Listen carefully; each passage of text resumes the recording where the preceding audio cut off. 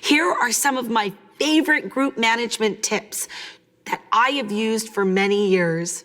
It should be said, when children dance, it's quite common for them to squeal and laugh in delight. It is a child's true nature to delight in movement. However, it's most important to have some tricks to handle and manage your class so that you can quiet them down, especially those enthusiastic dancers, when you need them to be quiet or shift their attention or explain something that is coming up.